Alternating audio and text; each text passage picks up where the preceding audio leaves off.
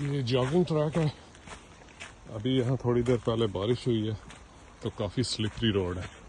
ये उसके साथ फ्रेश वाटर लेक भी है, उसका व्यू है। तो लकीली मैं अभी यहाँ वॉक कर रहा हूँ तो मेरे अलावा कुछ भी नहीं है, शायद इस वजह से कि रोड स्लिपरी है। आगे कोई बंदा आ रहा है अपने डॉगी के साथ। Super beautiful view.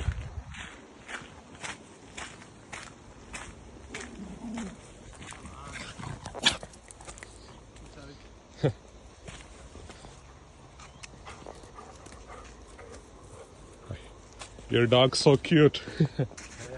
Thank you. Thank you. Welcome.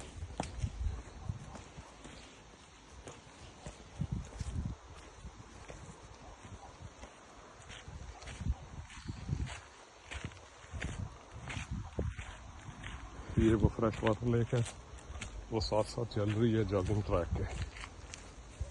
और ये तकरीबन 16 किलोमीटर लंबा वॉकिंग ट्रैक है।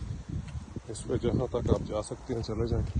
ये राउंड में बना हुआ है झील के इर्द-गिर्द। तो जिस पॉइंट से आप निकलते हैं, अगर आप 16 किलोमीटर वॉक करते हैं उसी पॉइंट पे आपकी वापसी होती है। तो अभी बारिश का मौसम है, मुझे आइडिया नहीं मैं 16 किलोमीटर तक जा सकूंगा या नहीं, बट लेट्स सी क्या बनता है।